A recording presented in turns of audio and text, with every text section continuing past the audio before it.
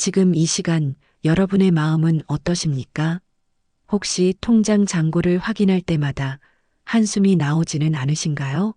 매월 밀려오는 각종 고지서들 앞에서 막막함을 느끼고 계시지는 않습니까?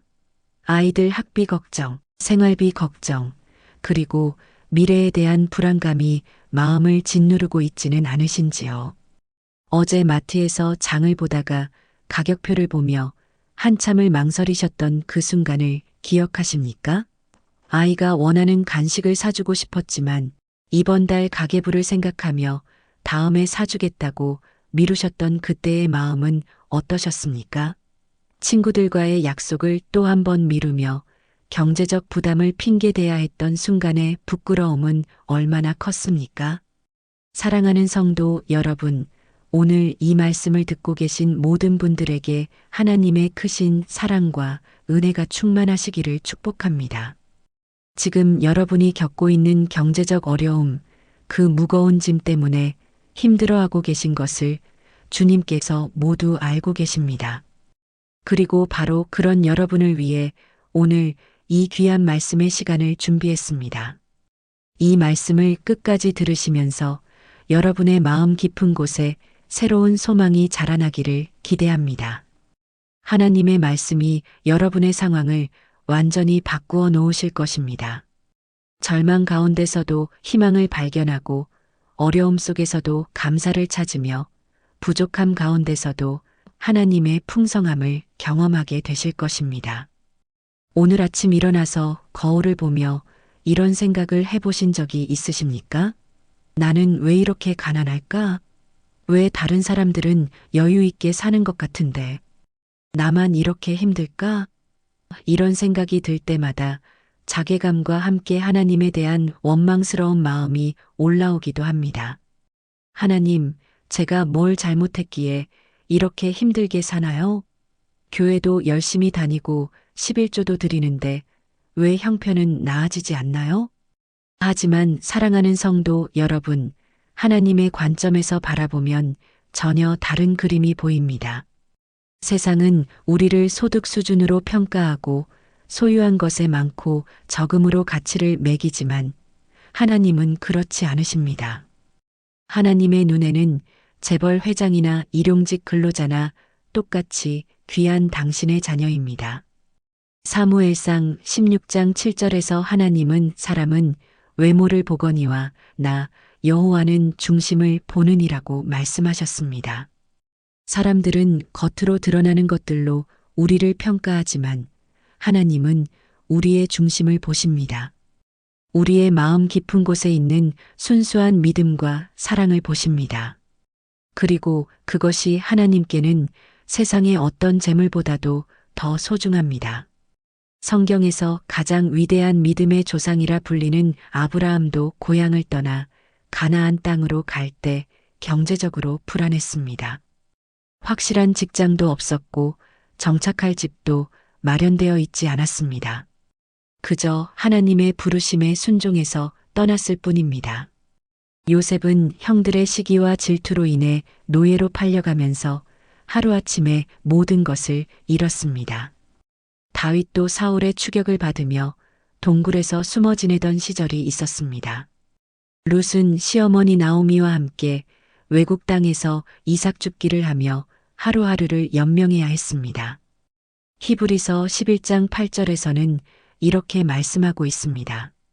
믿음으로 아브라함은 부르심을 받았을 때에 순종하여 장래의 유업으로 받을 땅에 나아갈새 갈 바를 알지 못하고 나아갔으며 아브라함이 하나님의 부르심에 순종했을 때 그에게는 확실한 경제적 보장이 없었습니다.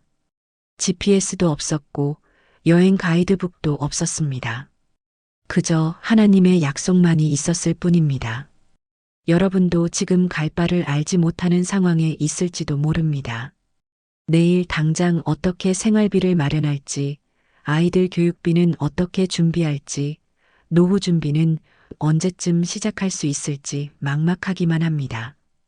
친구들은 벌써 집도 사고 차도 바꾸는데 나는 여전히 월세살이에 대중교통을 이용해야 하는 현실이 초라하게 느껴집니다. 하지만 바로 그런 상황에서 하나님의 신실하심이 더욱 빛을 발합니다. 인간의 계획과 보장이 없을 때, 오직 하나님만을 의지할 수밖에 없을 때, 하나님의 놀라운 역사가 시작됩니다. 창세기 22장 14절에는 이런 말씀이 있습니다. 아브라함이 그 땅 이름을 여호와 이레라 하였으므로 오늘날까지 사람들이 이르기를 여호와의 산에서 준비되리라 하더라. 여호와 이레, 이는 하나님이 준비하신다는 뜻입니다. 아브라함이 이삭을 제물로 바치려는 그 절체절명의 순간, 하나님께서는 순양을 준비해 주셨습니다. 아브라함이 칼을 들어 아들을 치려고 할 때까지 하나님은 기다리셨다가 바로 그 순간 대안을 제시해 주셨습니다.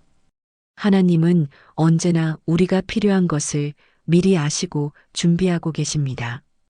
우리가 절망의 끝자락에 서 있을 때 하나님의 준비하심이 나타납니다. 지금 여러분의 통장 잔고가 얼마 남지 않았을지라도 하나님의 창고는 결코 비어 있지 않습니다. 세상의 경제가 어려워져도, 주식시장이 폭락해도, 부동산 가격이 하락해도 하나님의 풍성함은 변함이 없습니다. 빌립보서 4장 19절에서 바울은 이렇게 선포했습니다. 나의 하나님이 그리스도 예수 안에서 영광 가운데 그 풍성한 대로 너희 모든 쓸 것을 채우시리라. 나의 하나님이라는 표현에 주목해 보십시오. 바울은 하나님을 개인적으로 친밀하게 고백하고 있습니다. 여러분에게도 하나님은 나의 하나님이십니다. 여러분의 개인적인 필요를 아시고 여러분의 상황을 정확히 파악하고 계시며 여러분을 위해 특별히 준비하고 계시는 나의 하나님이십니다. 그런데 현실은 여전히 어렵습니다. 카드 대금이 밀리고 적금을 깨야 하는 상황이 올 때마다 마음이 무너집니다. 친구들과 만날 때도 경제적 부담 때문에 자꾸 거절하게 되고 자녀들에게 원하는 것을 사주지 못할 때의 미안함은 부모의 마음을 더욱 아프게 합니다. 다른 집 아이들은 다 가지고 있는데 우리 아이만 없으면 어떡하지? 하는 걱정이 끊이지 않습니다. 이런 때일수록 우리는 예수님의 삶을 바라보아야 합니다. 세상의 모든 것을 창조하신 분이 이 땅에 오셨을 때 어떻게 사셨는지 말입니다. 누가복음 9장 58절에서 예수님은 이렇게 말씀하셨습니다. 여우도 굴이 있고 공중의 새도 집이 있으되 인자는 머리 둘 곳이 없다 하시더라. 만왕의 왕이신 예수님도 이 땅에서는 가난한 목수의 아들로 사셨습니다. 그분도 경제적 여유가 없으셨습니다. 세상의 모든 부를 소유하신 분이 이 땅에서는 가장 가난한 사람들과 같은 삶을 사셨습니다. 예수님의 제자들도 대부분 어부나 세리 같은 서민들이었습니다.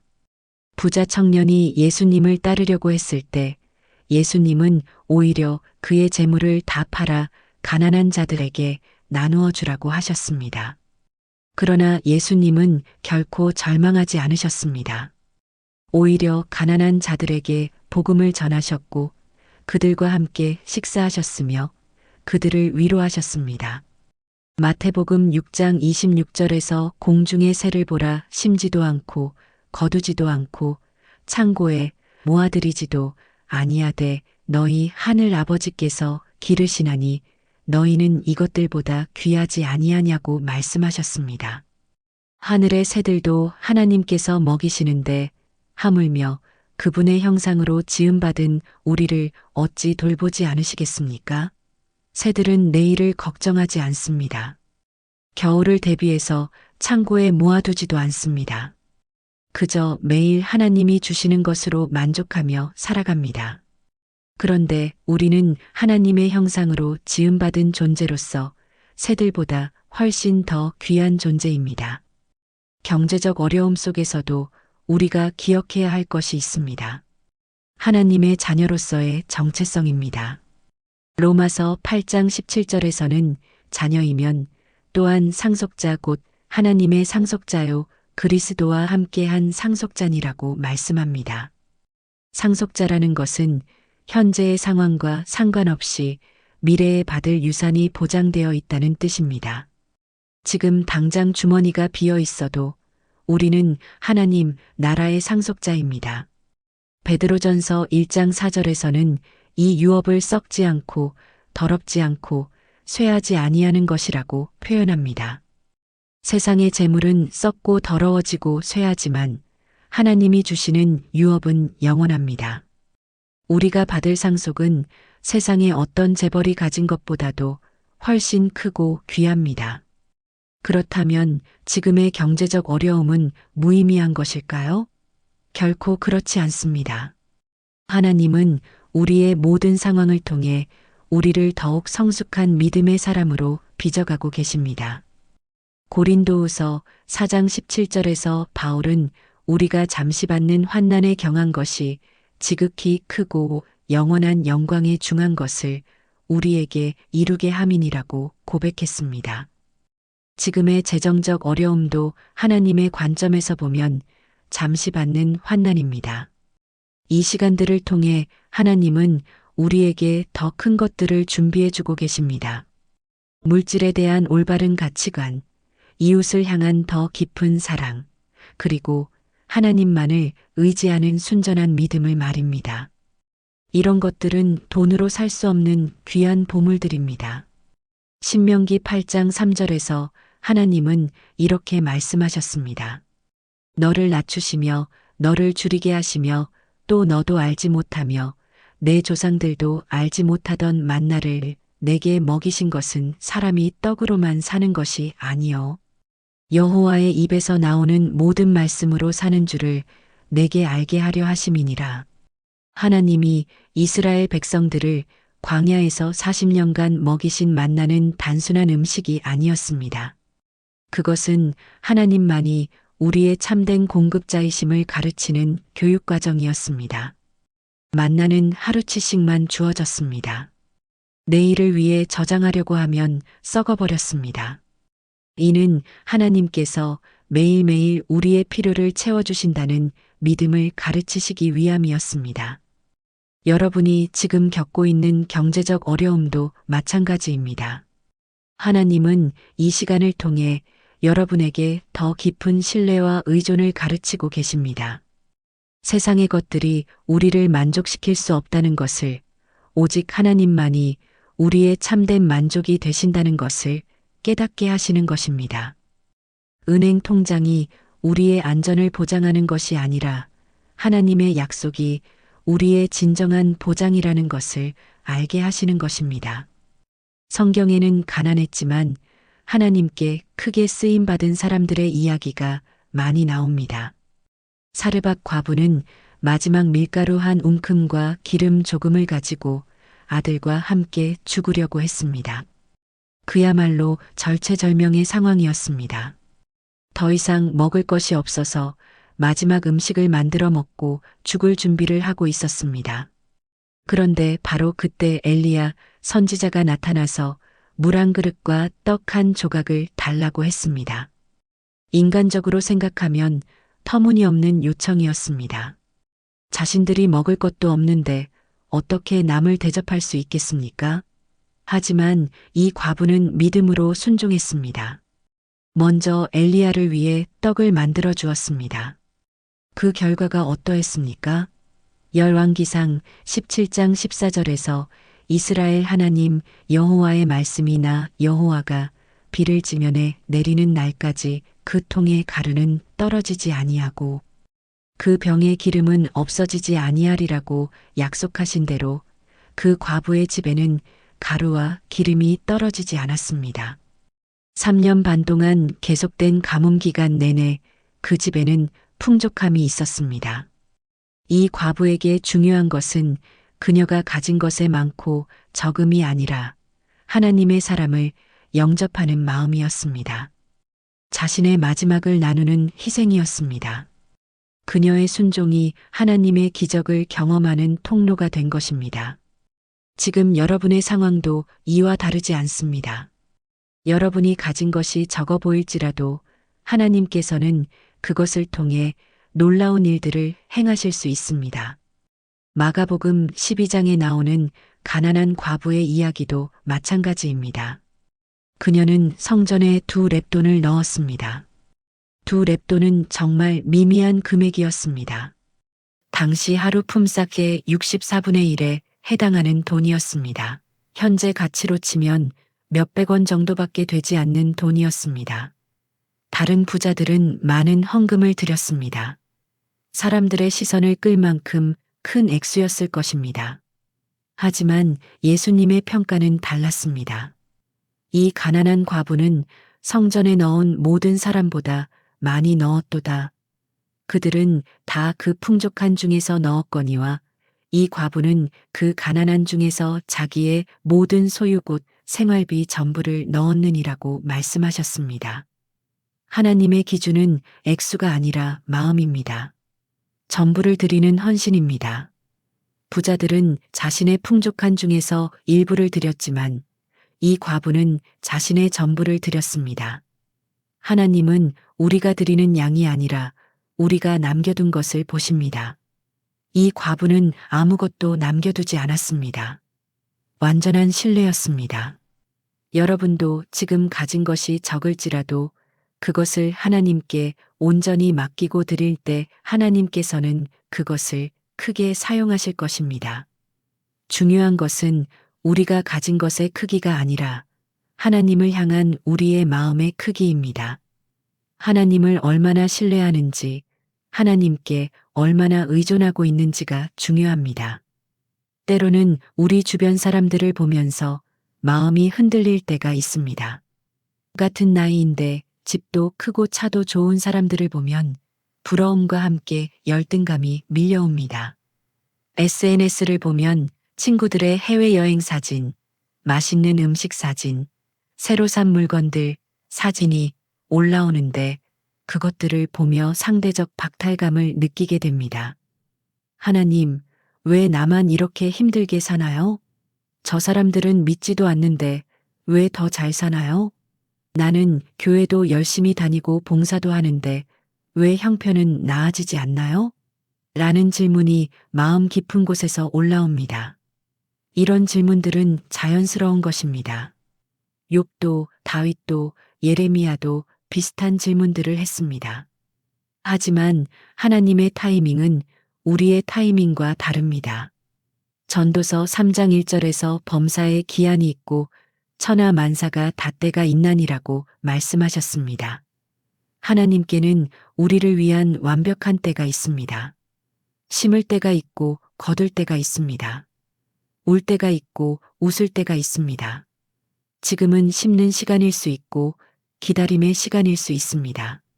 하지만 하나님의 때가 되면 우리의 상황은 완전히 달라질 것입니다.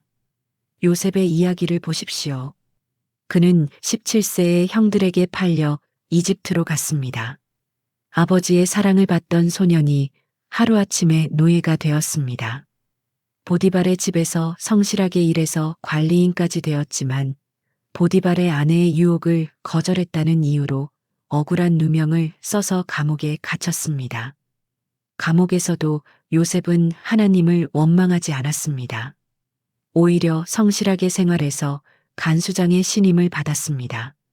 감옥에서 만난 술 맡은 관원의 꿈을 해몽해 주면서 자신도 기억해달라고 부탁했지만 그 관원은 요셉을 까맣게 잊어버렸습니다. 13년 동안 고난의 터널을 지났습니다. 하지만 30세가 되었을 때 하루아침에 이집트의 총리가 되었습니다. 바로의 꿈을 해몽하면서 요셉의 인생이 완전히 바뀐 것입니다. 창세기 41장 51절에서 요셉은 자신의 아들 이름을 므낫세라고 지었는데 이는 하나님이 나로 나의 모든 고난과 나의 아비의 온 집이를 잊어버리게 하셨다는 뜻입니다. 하나님은 요셉의 고난의 세월을 잊게 하셨을 뿐만 아니라 그 고난을 통해 더 큰 축복의 그릇으로 만드셨습니다. 만약 요셉이 17세에 곧바로 총리가 되었다면 그는 교만해져서 하나님의 뜻을 온전히 이루지 못했을 것입니다. 하지만 13년간의 연단을 통해 그는 겸손하고 지혜로운 지도자가 될 수 있었습니다. 고난의 시간이 없었다면 요셉은 형들의 마음을 이해할 수 없었을 것입니다. 노예로 팔린 경험이 없었다면 애굽에서 고생하는 이스라엘 백성들의 마음을 공감할 수 없었을 것입니다. 감옥에 갇힌 경험이 없었다면 억울함을 당하는 사람들의 아픔을 몰랐을 것입니다. 하나님은 요셉의 모든 경험을 사용하셔서 그를 완전한 지도자로 만드셨습니다. 여러분의 경제적 어려움도 하나님의 관점에서 보면 연단의 과정입니다. 하나님은 이 시간을 통해 여러분을 더 큰 축복을 감당할 수 있는 사람으로 준비시키고 계십니다. 베드로전서 1장 7절에서는 너희 믿음의 시련이 불로 연단하여도 없어질 금보다 더 귀하여 예수 그리스도께서 나타나실 때에 칭찬과 영광과 존귀를 얻게 하려 함이라고 말씀합니다. 금이 불에 연단되어야 순금이 되는 것처럼 우리의 믿음도 시련을 통해 더욱 순수해집니다. 지금의 재정적 어려움은 우리의 믿음을 정죄하는 하나님의 사랑의 손길입니다. 이 과정을 통과하고 나면 우리는 이전보다 훨씬 더 성숙한 믿음의 사람이 되어 있을 것입니다. 하나님의 공급하심에는 독특한 특징이 있습니다. 그분은 우리가 기대하지 못한 방법으로 생각지도 못한 통로를 통해 필요를 채워주십니다. 열왕기상 17장에서 하나님은 까마귀를 통해 엘리야를 먹이셨습니다.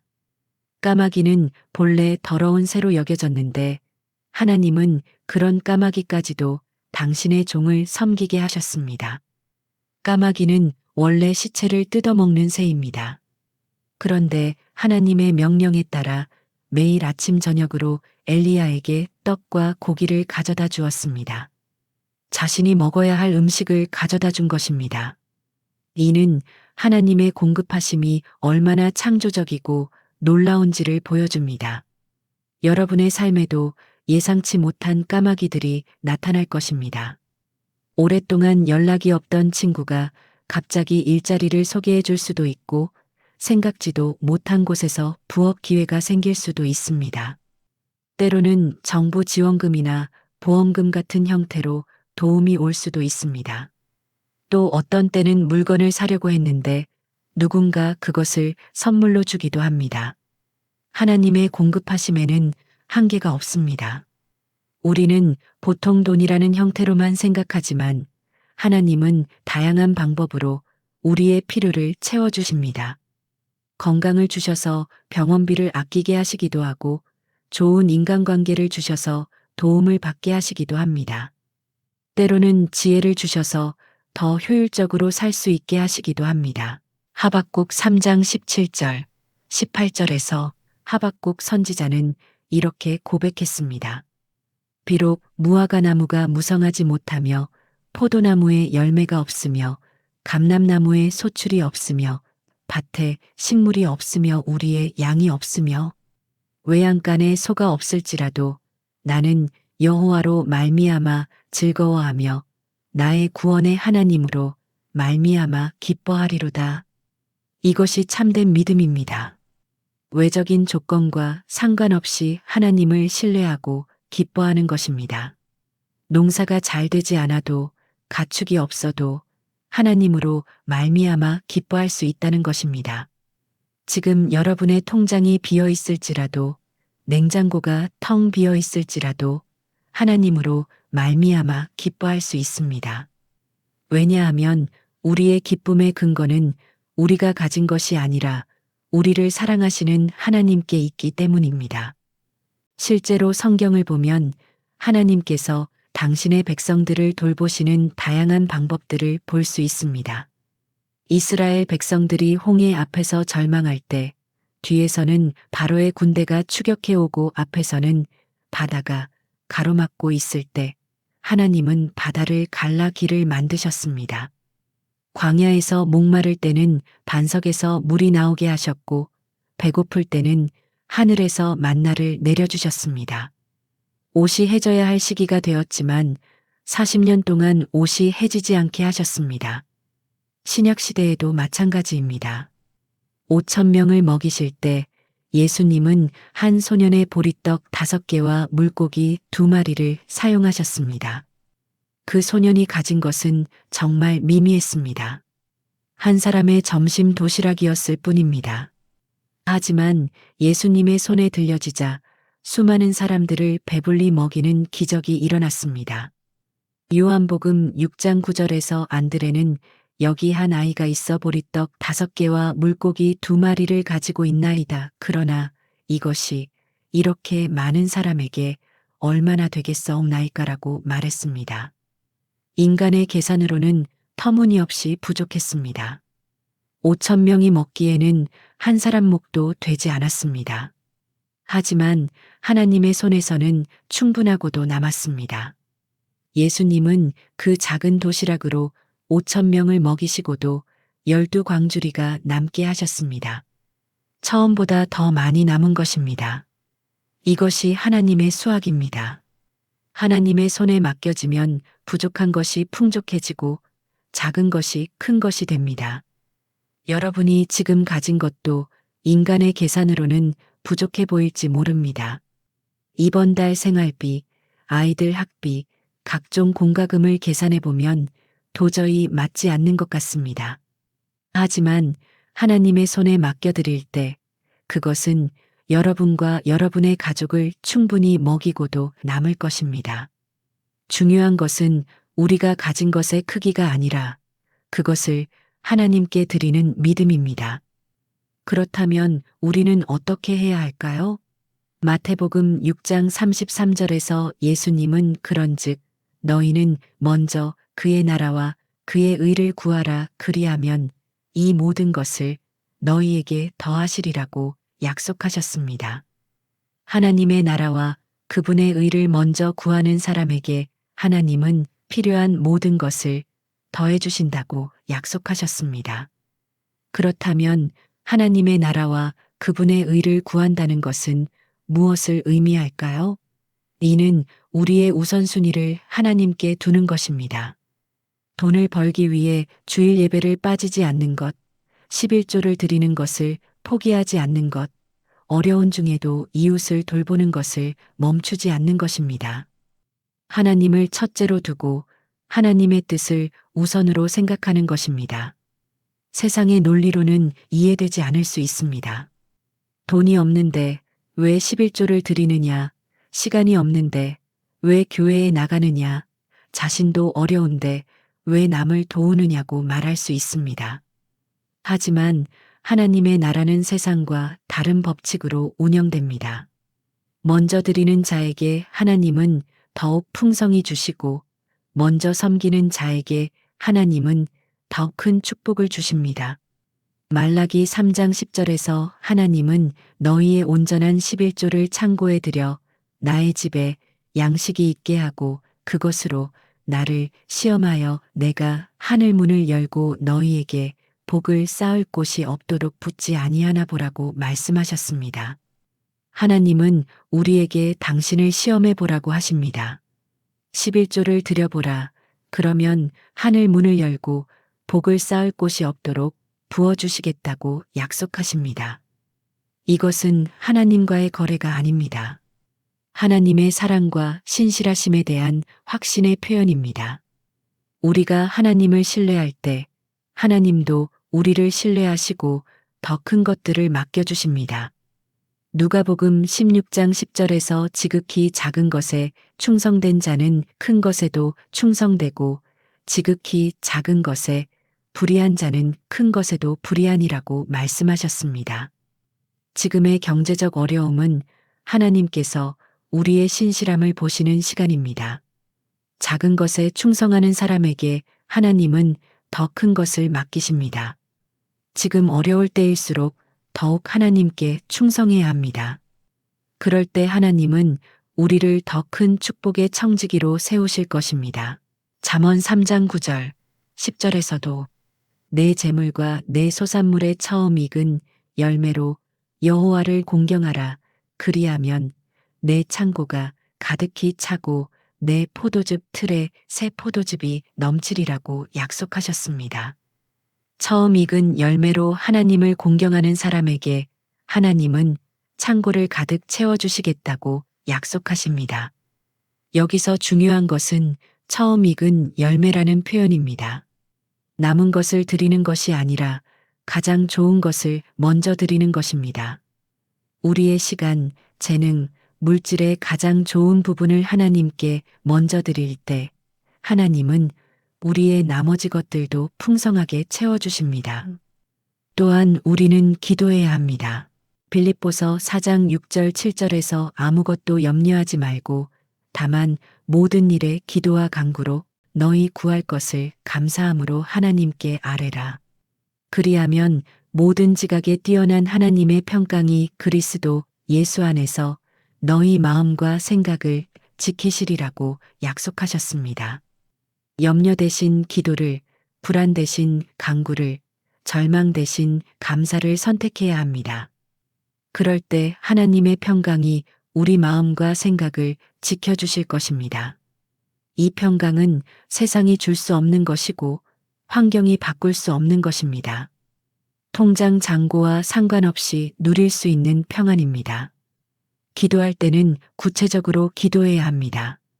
막연히 형편이 나아지게 해주세요라고 기도하기보다는 이번 달 생활비 150만 원이 필요합니다. 아이 학비로 200만 원이 필요합니다. 전세 보증금으로 5천만 원이 필요합니다라고 구체적으로 기도해야 합니다. 하나님은 우리의 구체적인 필요를 아시고 구체적으로 응답해 주십니다. 야고보서 4장 2절에서 너희가 얻지 못함은 구하지 아니하기 때문이요라고 말씀하셨습니다. 하나님은 우리가 구하기를 원하십니다. 그리고 우리가 구할 때 주시기를 원하십니다. 마태복음 7장 7절에서 예수님은 구하라 그리하면 너희에게 주실 것이요 찾으라 그리하면 찾아낼 것이요 문을 두드리라 그리하면 너희에게 열릴 것이니라고 약속하셨습니다. 구하고 찾고 두드리는 것은 모두 현재 진행형입니다. 한번 구하고 끝나는 것이 아니라 계속 구하라는 것입니다. 포기하지 말고 끝까지 구하라는 것입니다. 하나님의 응답이 늦어 보여도 계속 기도하라는 것입니다. 그리고 우리는 행동해야 합니다. 야고보서 2장 17절에서 행함이 없는 믿음은 그 자체가 죽은 것이라고 말씀하셨습니다. 하나님을 믿는다면서 아무것도 하지 않는 것은 올바른 믿음이 아닙니다. 하나님을 의지하되 우리가 할 수 있는 최선의 노력도 함께 해야 합니다. 일자리를 구할 수 있다면 적극적으로 구해야 하고 부업을 할 수 있다면 해야 하며 절약할 수 있는 것들은 절약해야 합니다. 새로운 기술을 배울 수 있다면 배워야 하고 인맥을 넓힐 수 있다면 넓혀야 합니다. 하나님의 도우심을 받기 위해서는 우리의 성실한 노력이 필요합니다. 잠언 21장 5절에서 부지런한 자의 계획은 풍부함에 이를 뿐이요 조급한 자는 궁핍함에 이를 따름이니라고 말씀하셨습니다. 부지런함과 계획성은 하나님께서 주신 지혜입니다. 게으름을 믿음으로 포장해서는 안 됩니다. 하나님을 의지하면서도 부지런해야 합니다. 동시에 우리는 다른 사람들을 도와야 합니다.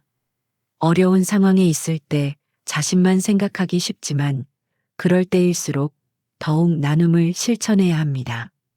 누가복음 6장 38절에서 주라 그리하면 너희에게 줄 것이니 곧 후히 되어 누르고 흔들어 넘치도록 하여 너희에게 안겨주리라. 너희가 헤아리는 그 헤아림으로 너희도 헤아림을 받을 것이니라고 약속하셨습니다. 나누는 자에게 하나님은 더욱 풍성히 주십니다. 이것은 하나님 나라의 법칙입니다. 가진 것이 적어도 나눌 수 있습니다. 돈이 없으면 시간을 나눌 수 있고 시간이 없으면 관심과 사랑을 나눌 수 있습니다. 경험과 지혜를 나눌 수도 있고 기도로 다른 사람을 도울 수도 있습니다.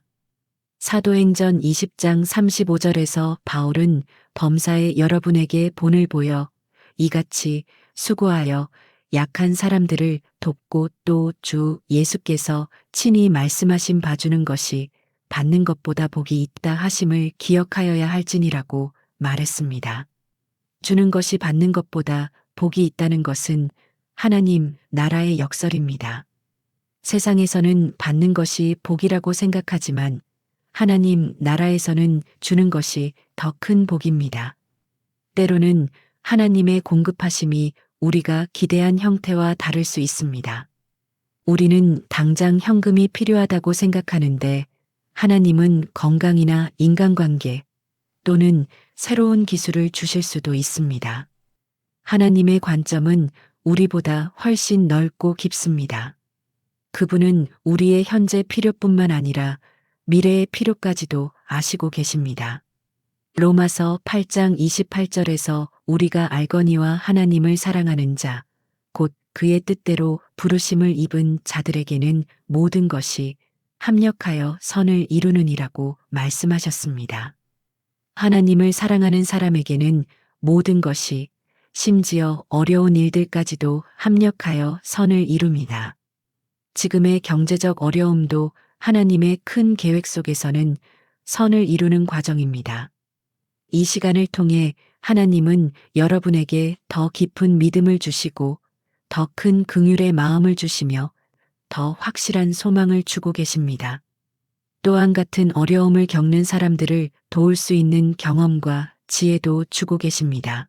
고린도후서 1장 3절, 4절에서 바울은 찬송하리로다 그는 우리 주 예수 그리스도의 하나님이시요 자비의 아버지시요 모든 위로의 하나님이시며 우리의 모든 환난 중에서 우리를 위로하사 우리로 하여금 하나님께 받는 위로로서 모든 환난 중에 있는 자들을 능히 위로하게 하시는 이시로자라고 말했습니다.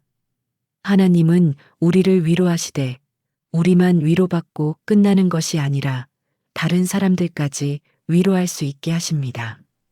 여러분이 지금 받고 있는 하나님의 위로와 도우심은 나중에 같은 어려움에 있는 다른 사람들을 도울 수 있는 소중한 자산이 될 것입니다. 여러분의 경험담은 누군가에게 큰 격려가 될 것이고 여러분의 믿음은 누군가에게 희망이 될 것입니다. 성경에는 가난했지만 하나님께 크게 쓰임받은 사람들이 많습니다. 다윗은 양치는 소년이었지만 하나님의 마음에 맞는 왕이 되었습니다. 기드온은 가장 작은 지파 중에서도 가장 미약한 자라고 스스로를 소개했지만 하나님은 그를 통해 미디안을 물리치셨습니다. 아모스는 소무리를 치는 목자였지만 하나님의 말씀을 담대히 전하는 선지자가 되었습니다.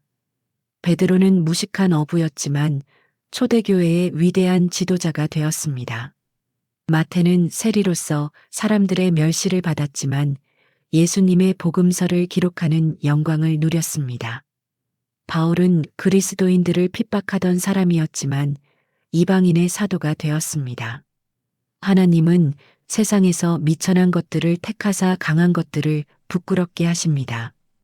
고린도전서 1장 27절과 28절에서 하나님께서 세상에 미련한 것들을 택하사 지혜 있는 자들을 부끄럽게 하려 하시고 세상에 약한 것들을 택하자 강한 것들을 부끄럽게 하려 하시며 하나님께서 세상에 천한 것들과 멸시받는 것들과 없는 것들을 택하사 있는 것들을 폐하려 하시나니라고 말씀하셨습니다.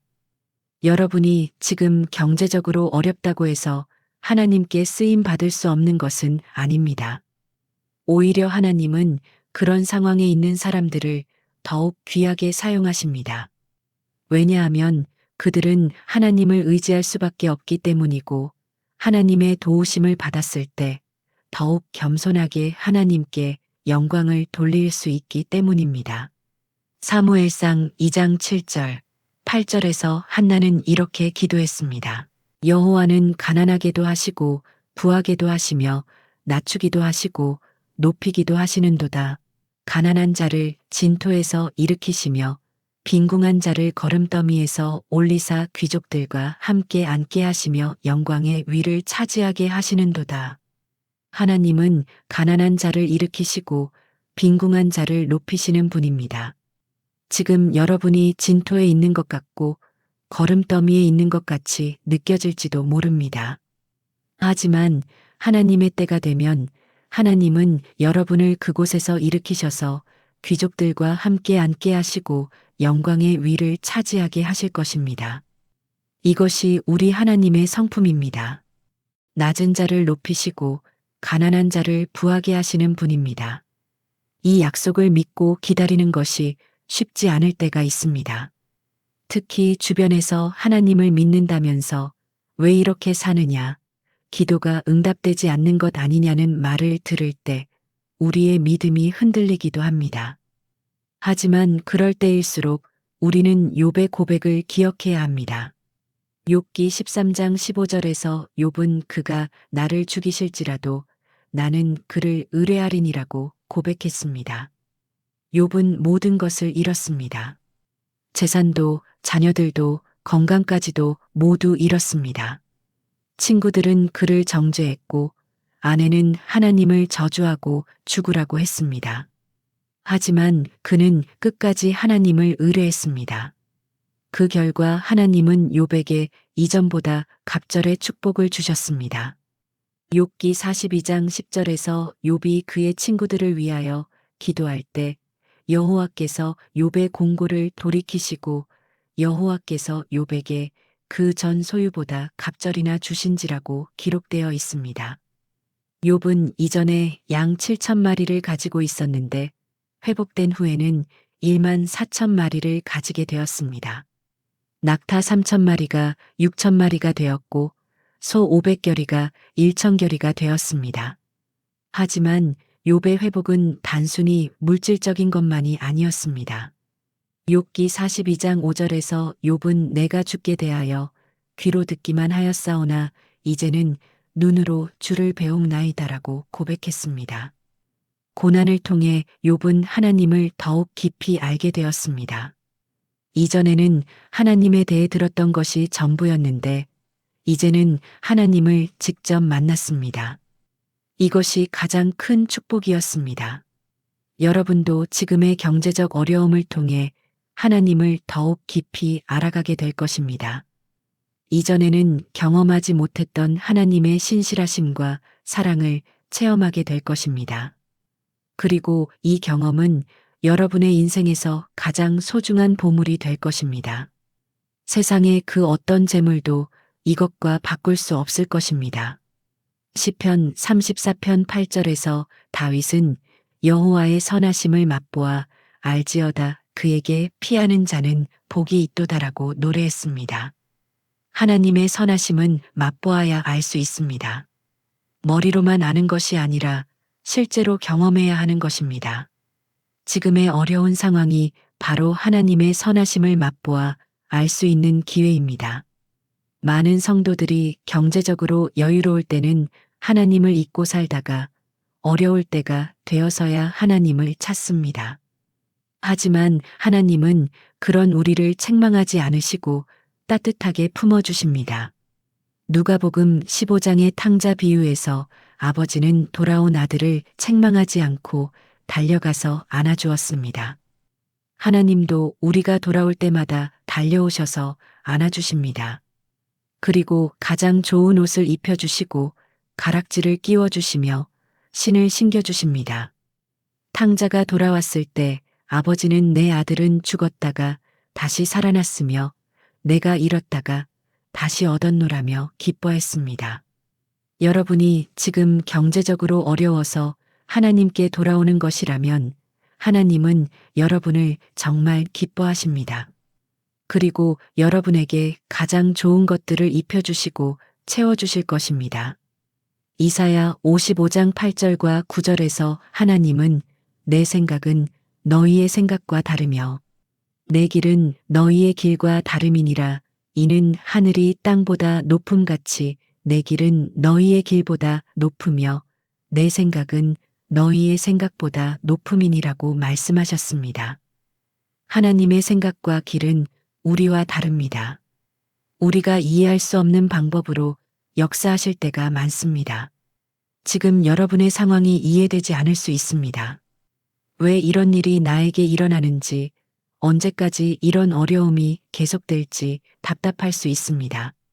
하지만 하나님의 생각은 우리보다 높고 그분의 계획은 우리가 생각하는 것보다 훨씬 크고 아름답습니다.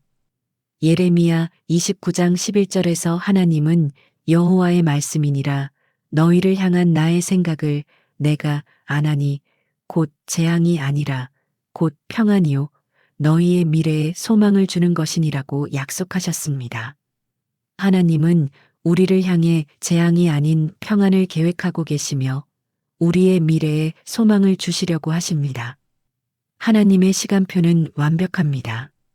너무 빠르지도 않고 너무 늦지도 않습니다. 하박국 2장 3절에서 이 묵시는 정한 때가 있나니 그 종말을 향하여 달려가나니 거짓되지 아니하리라 비록 더딜지라도 기다리라 지체되지 아니하고 반드시 응하리라고 말씀하셨습니다.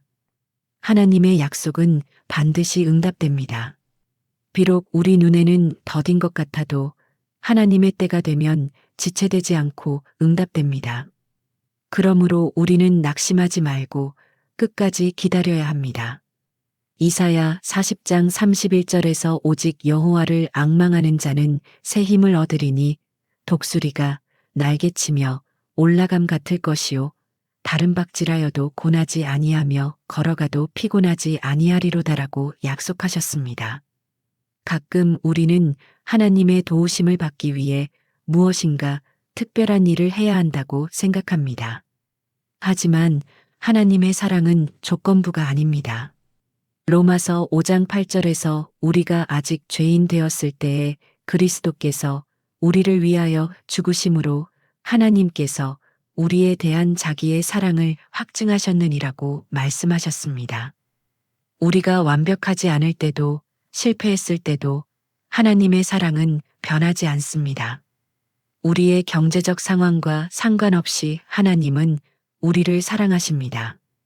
부자일 때나 가난할 때나 성공했을 때나 실패했을 때나 하나님의 사랑은 동일합니다. 에베소서 3장 20절에서 바울은 우리 가운데서 역사하시는 능력대로 우리가 구하거나 생각하는 모든 것에 더 넘치도록 능히 하실 이에게라고 표현했습니다. 하나님은 우리가 구하거나 생각하는 것보다 더 넘치도록 하실 수 있는 분입니다. 지금 여러분이 경제적 어려움 때문에 작게 꿈꾸고 있을지도 모릅니다. 그저 이번 달 생활비만 해결되면 좋겠다. 아이들 학비만 마련되면 좋겠다고 생각하고 있을지도 모릅니다. 하지만 하나님의 꿈은 우리의 꿈보다 훨씬 큽니다. 하나님은 우리가 상상할 수 없을 정도로 큰 일들을 계획하고 계십니다. 마지막으로 우리는 소망을 잃지 말아야 합니다. 로마서 15장 13절에서 소망의 하나님이 모든 기쁨과 평강을 믿음 안에서 너희에게 충만하게 하사 성령의 능력으로 소망이 넘치게 하시기를 원하노라고 축복했습니다. 하나님은 소망의 하나님이십니다. 그분께는 절망이 없습니다. 인간적으로 보면 막막한 상황일지라도 하나님의 관점에서 보면 새로운 시작의 기회입니다. 하나님은 끝이 없는 곳에서 새로운 길을 여시고 막힌 곳에서 새로운 문을 여십니다. 이사야 43장 19절에서 보라 내가 새 일을 행하리니 이제 나타낼 것이라 너희가 그것을 알지 못하겠느냐 정령이 내가 광야의 길을 사막에 강을 내리라고 약속하셨습니다. 하나님은 광야의 길을 내시고 사막에 강을 내시는 분입니다. 불가능해 보이는 곳에서 가능을 만드시고 막막한 상황에서 새로운 희망을 주십니다. 이것이 우리가 믿는 하나님입니다. 사랑하는 성도 여러분, 이제 이 말씀을 들으며 여러분의 마음에 어떤 변화가 일어나고 있는지 느끼실 수 있으실 것입니다. 처음에는 막막하고 답답했던 마음이 이제는 조금씩 평안해지고 있지 않으십니까? 절망적으로 보였던 상황들이 이제는 하나님의 손 안에서 새로운 가능성으로 보이기 시작하지 않으십니까? 여러분의 경제적 어려움이 하루아침에 해결되지는 않을 수도 있습니다. 여전히 내일의 생활비가 걱정되고 아이들의 미래가 불안할 수도 있습니다. 하지만 이제 여러분은 혼자가 아니라는 것을 확실히 아셨습니다. 전능하신 하나님이 여러분과 함께 하고 계십니다. 하나님은 여러분의 상황을 모두 알고 계십니다. 여러분이 밤잠을 이루지 못하며 걱정하는 그 모든 것들을 주님께서 다 아시고 계십니다. 그리고 주님은 여러분을 결코 혼자 두지 않으실 것입니다. 신명기 31장 6절에서 약속하신 대로 강하고 담대하라. 그들을 두려워하지 말라. 그들 앞에서 떨지 말라. 이는 내 하나님 여호와 그가 너와 함께 가시며 결코 너를 떠나지 아니하시며 버리지 아니하실 것임이라는 말씀이 오늘도 여러분에게 살아 역사하고 있습니다. 이제 여러분은 매일 아침 눈을 뜰 때마다 이것을 기억하시기 바랍니다. 오늘도 하나님이 나와 함께 하신다. 오늘도 하나님이 나의 필요를 채워주실 것이다. 오늘도 하나님의 은혜가 나에게 충분하다. 이런 고백으로 하루를 시작하시기 바랍니다. 그리고 어려운 순간이 찾아올 때마다 이 말씀들을 다시 기억하시기 바랍니다. 하나님은 여호와 이레 준비하시는 하나님이십니다. 하나님의 창고는 결코 비지 않습니다. 하나님의 사랑은 우리의 상황에 따라 변하지 않습니다. 우리는 하나님 나라의 상속자입니다. 이 모든 약속들이 여러분의 것입니다. 마태복음 11장 28절에서 예수님은 수고하고 무거운 짐진 자들아 다 내게로 오라 내가 너희를 쉬게 하리라고 말씀하셨습니다. 경제적 걱정이라는 무거운 짐을 지고 계신 여러분, 그 짐을 예수님께 맡기시기 바랍니다. 주님께서 여러분을 쉬게 해주실 것입니다. 베드로전서 5장 7절에서도 너희 염려를 다 주께 맡기라 이는 그가 너희를 돌보심이라고 말씀하셨습니다. 여러분의 모든 염려를 주님께 맡기시기 바랍니다. 생활비 걱정, 자녀 교육비 걱정, 노후 걱정, 모든 것을 주님께 맡기시기 바랍니다. 주님께서 여러분을 돌보실 것입니다. 이제 이런 마음으로 하나님께 기도드립시다. 사랑하는 하나님 아버지, 오늘 이 귀한 말씀을 듣고 있는 모든 성도들을 축복해 주시옵소서. 경제적 어려움으로 인해 고민하고 계신 모든 분들의 마음에 평안을 주시옵소서. 하나님께서 그들의 모든 필요를 채워주시고 하나님의 선하심을 맛보아 알게 하여 주시옵소서. 주님, 우리가 어려운 상황에서도 감사할 수 있게 하시고 절망 대신 소망을 품을 수 있게 하여 주시옵소서. 우리의 눈이 부족한 것에 머물지 않고 하나님의 풍성하심을 바라볼 수 있게 하여 주시옵소서. 하나님, 우리가 이 어려운 시간을 통해 더욱 성숙한 믿음의 사람이 되게 하시고 같은 어려움을 겪는 이웃들을 돌아볼 수 있는 사랑의 사람이 되게 하여 주시옵소서. 우리의 경험이 다른 사람들에게 위로와 격려가 되게 하여 주시옵소서.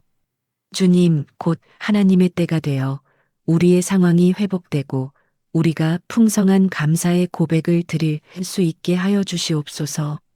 그날까지 우리가 끝까지 인내하며 하나님만을 의지할 수 있게 하여 주시옵소서. 이 모든 기도를 우리 주 예수 그리스도의 이름으로 기도드립니다. 아멘.